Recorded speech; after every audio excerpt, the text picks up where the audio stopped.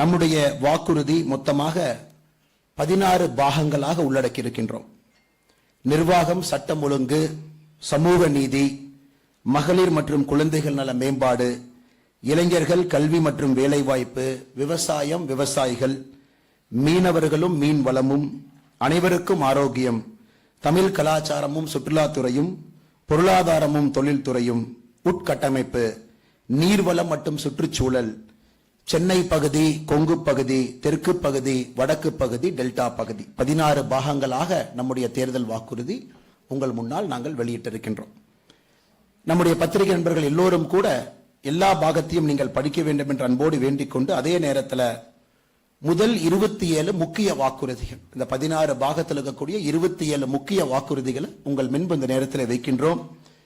நம்முடைய தேசிய தலைவர் நிதின் நபீன் அவர்கள், மாநில தலைவர் நயினார் நாகேந்திரன் அவர்கள் அந்த குழுவோடு சேர்ந்து மத்திய அரசு மாநில அரசோடு இணைந்து நிறைவேற்றக்கூடிய வாக்குறுதிகள் எல்லாம் உங்கள் முன்னால் வைக்கின்றோம். தமிழகத்தை பொறுத்தவரை ஐந்திணை என்பது நம்முடைய கலாச்சாரத்தோடு கலந்திருக்கக்கூடிய ஒரு பாகம். ஐந்திணை என்பது நம்முடைய நிலப்பரப்பும் 5 வகையாக குறிஞ்சி, முல்லை, மருதம், நெய்தல், பாலை என்று நம்முடைய தமிழ் சொந்தங்கள் 5 நிலப்பரப்பிலே வாழ்ந்து கொண்டிருக்கின்றார்கள். அனைவருக்கும் வளர்ச்சியை கொண்டு வர வேண்டும், அந்த நிலப்பரப்போடு வளர்ச்சிகள் ஒத்துப்போக வேண்டும் என்பதற்காக நம்முடைய தேர்தல் வாக்குறுதியை ஐந்திணை தேர்தல் வாக்குறுதியாக உங்கள் முன்னால் வைக்கின்றோம். முதல் வாக்குறுதி, நம்முடைய பாரதிய ஜனதா கட்சியினுடைய முதல் வாக்குறுதி, தமிழகத்தில் குடும்ப தலைவிகள் அனைவருக்கும் மாதம் 2000 ரூபாய் ஊக்கத்தொகையை நம்முடைய கூட்டணியின் சார்பாக, அனைத்து இந்திய அண்ணா திராவிட முன்னேற்ற கழகம் தலைமையிலான தேசிய ஜனநாயக கூட்டணியின் சார்பாக நம்முடைய தாய்மார்களுக்கு, மகளிருக்கு நாங்கள் மிக பெருமையோடு வழங்க இருக்கின்றோம். அதே நேரத்தில் கடந்த 5 ஆண்டு காலத்தில் விலைவாசியினுடைய விலையேற்றம், அத்தியாவசிய பொருட்களுடைய விலையேற்றம், சொத்து வரி ஏற்றம், குடிநீர் வரி ஏற்றம், அனைத்து வரி ஏற்றத்திற்கும் கூட மக்களுக்கு ஒரு பெரிய சுணக்கத்தை ஏற்படுத்தி இருக்கிறது.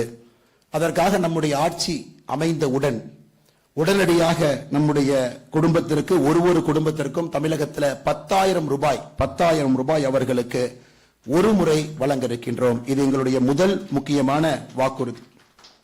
இரண்டாவது வாக்குறுதி, இன்று உங்களுக்கு தெரியும், திராவிட முன்னேற்ற கழகம் ஒரு சிலிண்டருக்கு 100 ரூபாய் மானியம் கொடுப்போம் என்று சொல்லி அதை நிறைவேற்றவில்லை. இன்று தமிழக மக்கள் எல்லோருக்கும் தெரியும், திமுகவினுடைய பொய் வாக்குறுதிகளால் அவதிப்பட்டிருக்கின்றார்கள். நம்முடைய தமிழக மக்களுக்கு வருடத்திற்கு 3 விலையில்லாத கேஸ் சிலிண்டர் நம்முடைய கூட்டணி சார்பாக 3 விலையில்லாத கேஸ் சிலிண்டரை வழங்கியிருக்கின்றோம். பொங்கல் அன்று, தமிழ் புத்தாண்டன்று, தீபாவளி அன்று 3 முறை 3 கேஸ் சிலிண்டர் நம்முடைய இல்லத்தரசிகளுக்கு அவர்களுடைய வீடு தேடி விலையில்லாமல் வந்து சேரும். அதே போல மூன்றாவது முக்கியமான வாக்குறுதி, இன்னைக்கு தமிழகத்தில் குற்றச்சம்பவங்கள் அதிகமாக இருக்கிறது.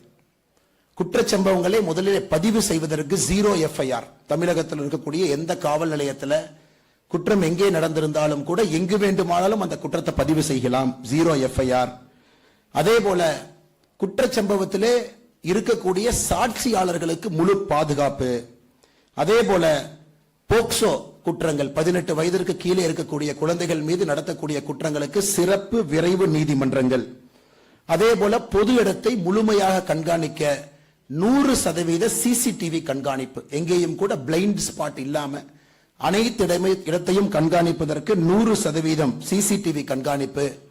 மத்திய அரசு கொடுக்கக்கூடிய நிர்பயா நிதி, நிர்பயா ஃபண்ட தமிழகத்தில் திராவிட முன்னேற்ற கழகம் முழுமையாக பயன்படுத்தவில்லை. முழுமையாக நிர்பயா நிதியை தமிழகத்தில் பயன்படுத்தி பெண்களுடைய பாதுகாப்புக்கு உறுதி செய்யக்கூடிய முக்கியமான வாக்குறுதியை உங்கள் முன்னால் அளிக்கின்றோம். மத்திய அரசோடு, உள்துறை அமைச்சரோடு இணைந்து, இதை தமிழக அரசோடு இணைந்து மிக விரைவில் இதை நிறைவேற்றுவோம். அடுத்த வாக்குறுதி, தமிழகம் என்று சொன்னால் நம்முடைய தாய்மார்கள், பெண்கள் மிகச் சிறப்பாக வாழ்ந்து கொண்டிருக்கக்கூடிய ஒரு மாநிலம். அவருடைய பணியை பொறுத்தவரை மகளிர் கூட்டுறவு சங்கங்கள், மகளிர் சுயஉதவி குழுக்கள் இந்தியாவில் அதிகமாக இருக்கக்கூடிய மாநிலம் தமிழ்நாடு.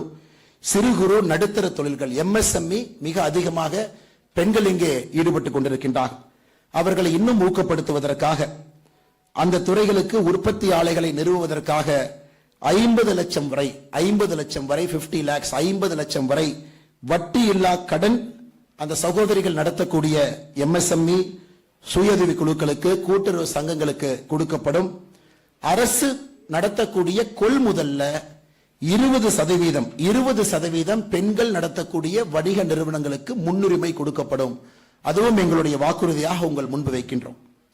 அடுத்து நமக்கு தெரியும் தமிழ் கடவுளான முருகபெருமானுக்கு இதற்கு முன்பு அண்ணன் எடப்பாடி பழனிசாமி அவர்கள் தைப்பூசத்திற்கு விடுமுறை அளித்தார்கள் என்பது நமக்கு தெரியும்.